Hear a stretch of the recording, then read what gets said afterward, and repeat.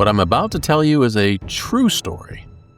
Every detail comes from court documents, FBI recordings, and public records. You may find this hard to believe. I certainly did when I first discovered it. But I promise you, this actually happened. It's the story of a small-town sheriff who sold law enforcement authority like items on a menu, the FBI agents who caught him on camera, and a decision at the last moment that raises troubling questions about equal justice. Let's dive into, did the sheriff get away with it? You decide. Sheriff Scott sits behind his desk, an auxiliary deputy badge gleaming in his palm. The silver medal catches the fluorescent office light, briefly reflecting off the framed flag behind him. Across from him, a businessman reaches into his jacket. $5,000 cash. The sheriff slides the badge across the desk. Another transaction complete. Another piece of law enforcement authority sold to the highest bidder. But here's what the sheriff doesn't know. This isn't just any businessman. This is an undercover FBI agent. And every word, every dollar, every badge, it's all being recorded, audio and video. The cameras are rolling. The corruption is being captured in real time, and what those recordings will reveal will shock even veteran federal prosecutors. How does a trusted community leader become this? That story begins with a decorated law enforcement veteran who thought he was just trying to serve his community again. But it ends with questions about justice, accountability, and whether corruption has consequences when you hold the right connections. Hi, I'm Steve Rode, and you're listening to True Crime Cases You Haven't Heard, where we uncover real criminal cases most people never heard of, told with some dignity and depth based entirely on public records. Everything you will hear is based on federal court documents, official government sources, media reports, and public records. Individual details are as documented. Today, the story of how a small-town Virginia sheriff created a marketplace where law enforcement authority was literally for sale. FBI agents bought badges with cash. A decorated volunteer law enforcement officer became both a victim and a recruiter. And when it all collapsed, the aftermath revealed something troubling about how accountability actually works in America. By the end of this story, you'll wrestle with a question that goes to the heart of American justice. Is accountability applied equally? Or does it depend on who you know? I'm calling our main subject Sheriff Scott, because I want you to focus on the evidence first, the recordings, the FBI stings, the systemic corruption at the center of this federal case. When I reveal his full name later, you'll understand why this case became about much more than local crime, and why this wasn't just a good sheriff who made an innocent error. Culpeper County, Virginia, population 55,000. The kind of place where your sheriff shops at the same grocery store and answers directly to you at election time. When you elect a sheriff here, you're choosing someone who can deputize others, give citizens real law enforcement authority to make arrests, carry weapons, and exercise the power of the state. Sheriff Scott had been elected sheriff since 2011 and re-elected twice, trusted and respected. But by 2022, Sheriff Scott had discovered something irresistible about his authority. He could sell it. That badge, once earned through sweat and service, had become a trinket with a price tag. James Metcalf stared at a check in his hands he was preparing to hand over. In 60-something years of life, he'd never bought anything like this before. According to court documents, James Metcalf had extensive volunteer law enforcement experience spanning multiple jurisdictions over several decades. Reserve deputy sheriff, reserve police officer, emergency medical technician, and volunteer service, including Pentagon security operations as a Northern Virginia auxiliary officer. After 9/11, he served at the Pentagon perimeter, earning recognition for his service, the kind of background that opens doors. Later, Metcalf would describe his thinking to federal investigators. He told himself this was just helping a good sheriff, supporting law enforcement. But deep down, he knew better. I knew what I was doing. Metcalf would later tell federal investigators. I knew I was paying for the position. Even good people can fall momentarily into traps they know they shouldn't step into. Having worked in emergency services myself, I understand how powerful that desire to be involved can feel. The pull to be part of something important. August 30th, 2022. $5,000. One check, one badge. The fall from decorated veteran to willing participant was complete. Within weeks, Metcalf became an active recruiter, proving he understood exactly how corruption works. You don't just get money because you clap your hands. Metcalf explained in secretly recorded conversations. Why though? They going to give money? Nah, don't work like that. It don't work like that. Metcalf would go on to recruit or attempt to recruit 6 additional people into the scheme. Sheriff Scott had a business. According to federal court documents, he created a price list. $5,000 gets you basic auxiliary deputy badge. $10,000, the enhanced package. $20,000, extended authority. $25,000, premium packages with special benefits. These weren't just badges and credentials. They were symbols of trust, entrusted to a man elected by his neighbors, and sold to men they'd never meet. Every time Sheriff Scott slid a badge across his desk, he wasn't serving justice. He was selling it. Take Rick Rahim. Court documents show he gave Sheriff Scott $25,000 in cash, and in return, a badge and restored gun rights, despite Rahim's felony record for passing bad checks. Sheriff Scott wasn't just selling badges, he was treating law enforcement authority like a commodity with price tags and customer accounts. Court documents reveal the real danger. People could have used these badges to get out of traffic tickets across multiple states, carried weapons based on credentials they bought, and some had criminal records that should have disqualified them. But Sheriff Scott made one fatal miscalculation. Some of his customers were federal agents recording everything. The FBI had been watching for months. 2 undercover agents, UC1 and UC2, were posing as wealthy businessmen. And they were ready to document everything with both audio and video evidence of corruption in action. According to court testimony, Agent Mike strapped multiple recording devices to his body, what he called micro-small equipment, custom-made by the FBI. Homemade, in-house, he would later testify.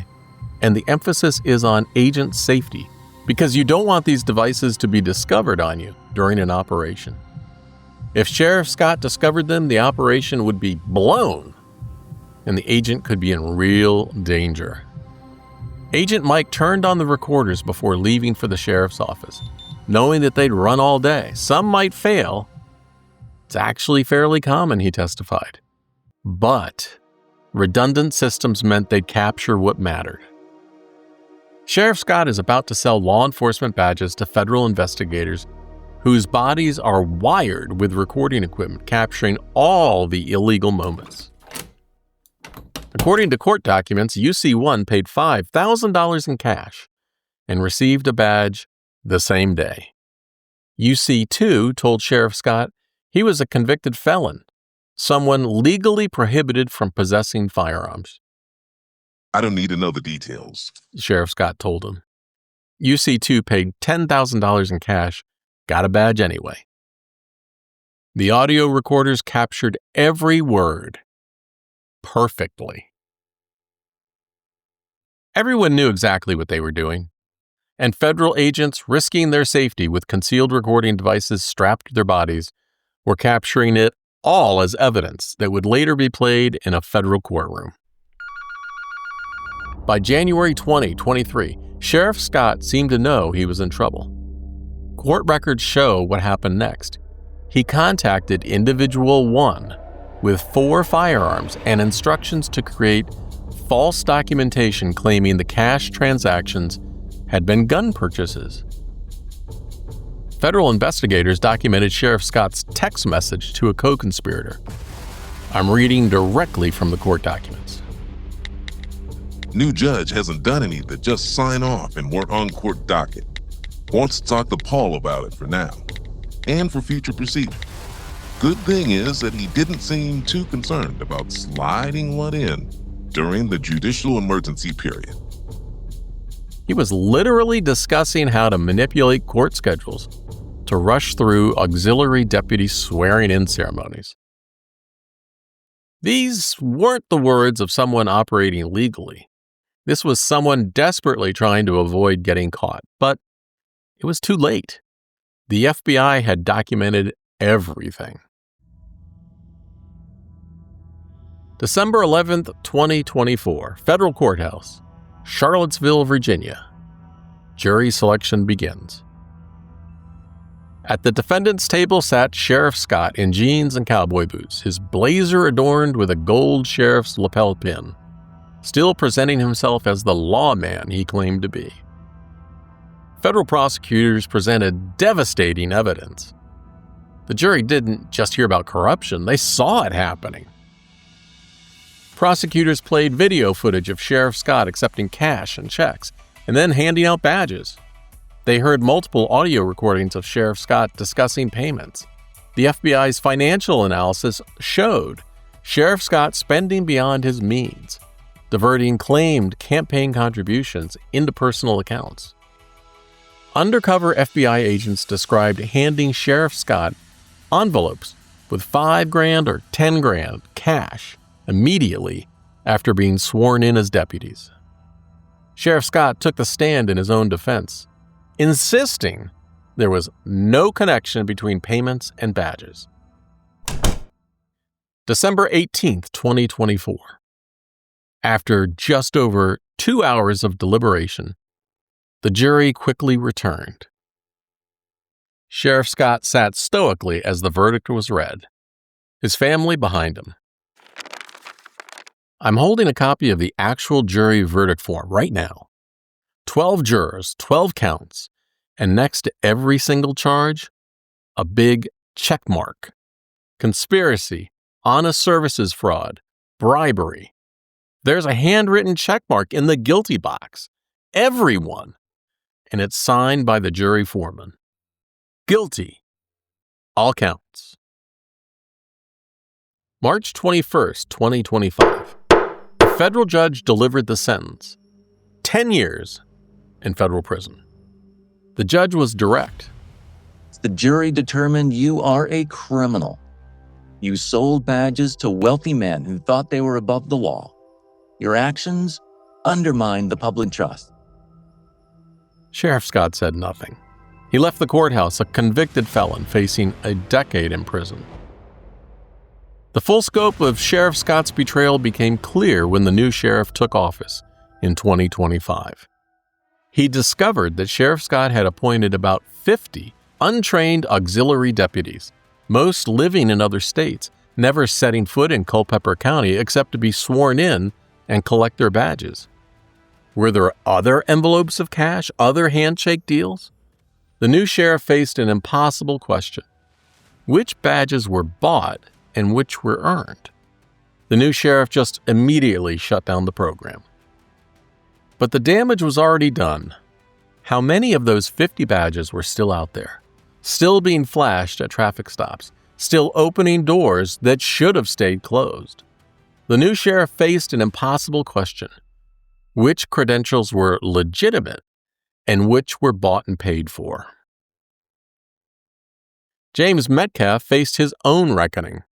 On January 10, 2024, Metcalf pleaded guilty to federal bribery charges. On March 21, 2025, he was sentenced to 3 years of probation and ordered to pay $75,000 in fines. Despite his cooperation and decades of volunteer law enforcement service, Metcalf is now a convicted felon, and his law enforcement days are behind him. Participation in corruption had real consequences. With just days remaining before his prison sentence would begin, a single phone call transformed this local corruption case into something worth talking about. The man I've been calling Sheriff Scott throughout this episode has a full name. Sheriff Scott's full name is Scott Howard Jenkins. And that phone call? It was news of a full presidential pardon.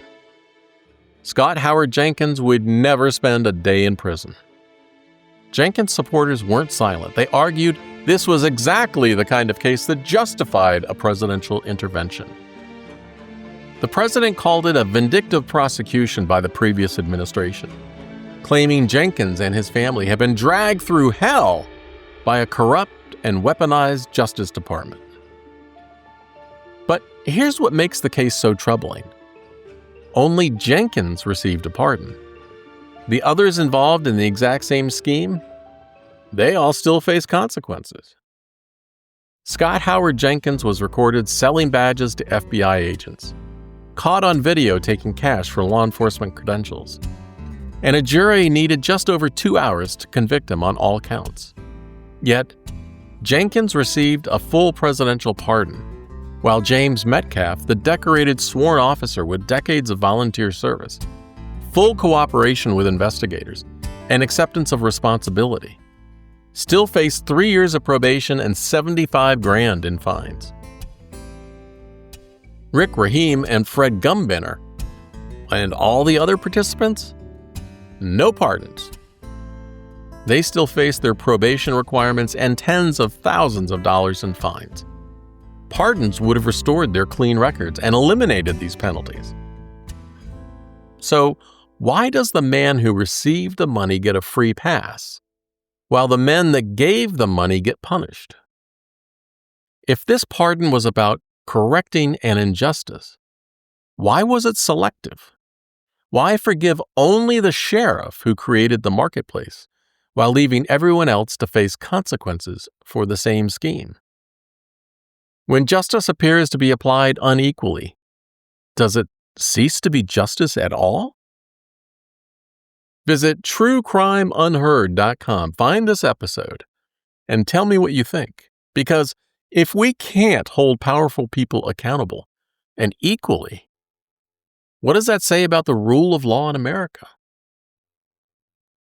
The people of Culpeper County deserved better than a sheriff who turned law enforcement authority into a commodity for sale.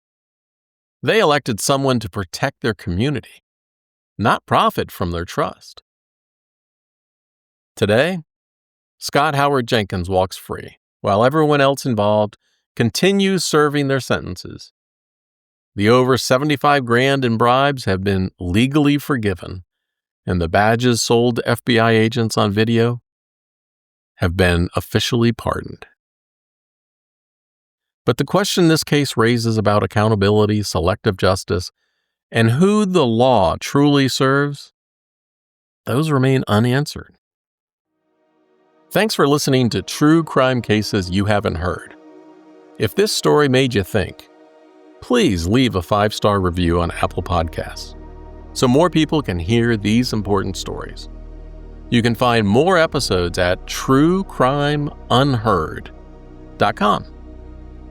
The story of Scott Howard Jenkins reminds us that corruption can happen anywhere. But accountability shouldn't depend on who you know.